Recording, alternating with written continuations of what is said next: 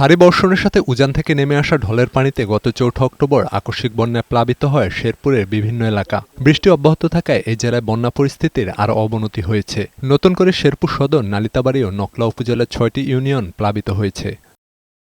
মহারশী, সোমেশ্বরী, চিল্লাখালী, ভোগাই ও মৃগী নদীর পানি বিপৎসীমার উপর দিয়ে বইছে।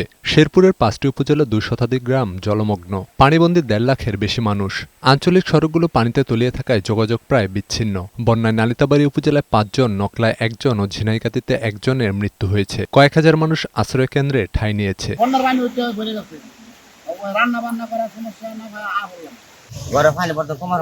বন্যা কবলিত এলাকার মানুষকে উদ্ধার ও ত্রাণ তৎপরতা চালাচ্ছে শেরপুর জেলা প্রশাসন। এছাড়া উদ্ধার ও ত্রাণ কাজে যোগ দিয়েছে বিজিবি সদস্যরা।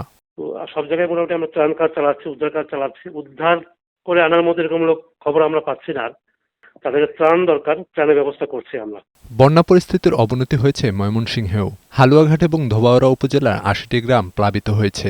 বাড়িঘরে পানি উঠেছে, ডুবে আছে রাস্তাঘাট। মাছের খামার, কয়েক হাজার একর জমির ফসল তলিয়ে গেছে। জেলায় ১.৫ লাখ মানুষ পানিবন্দী। ঘরে একবারে পানি উঠে গেছে, আমাদের থাকার জায়গা নাই। গরু বাছুর নিয়ে আমরা সব আশ্রয়ের সন্ধানে আছি। আমার ঘর ভেঙে গেছে, পানি উঠতে একটা শেষ হয়েছে, আমাদের কিছু নাই।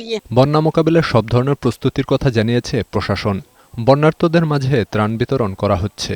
আর আমাদের পাশাপাশি বিভিন্ন স্বেচ্ছাসেবী মানুষজন, ছাত্ররাও কাজ করছে। আমরা সবাই মিলে চেষ্টা করছি এই পরিস্থিতি থেকে উত্তরণের জন্য। পর্যাপ্ত রকমের আসলে আমাদের প্রস্তুতি আছে। আমাদের এই মানুষগুলিকে খাদ্য বা যে কোনো তার দেওয়ার জন্য যে পর্যাপ্ত তাদের যে চাহিদা, সেই চাহিদা মোতাবেক সরকার আমাদেরকে পর্যাপ্ত সহায়তা দিয়েছে। এদিকে নেত্রকোনা, দুর্গাপুর উপজেলার ১৫টি গ্রাম প্লাবিত হয়ে পানিবন্দী ২০,০০০ মানুষ।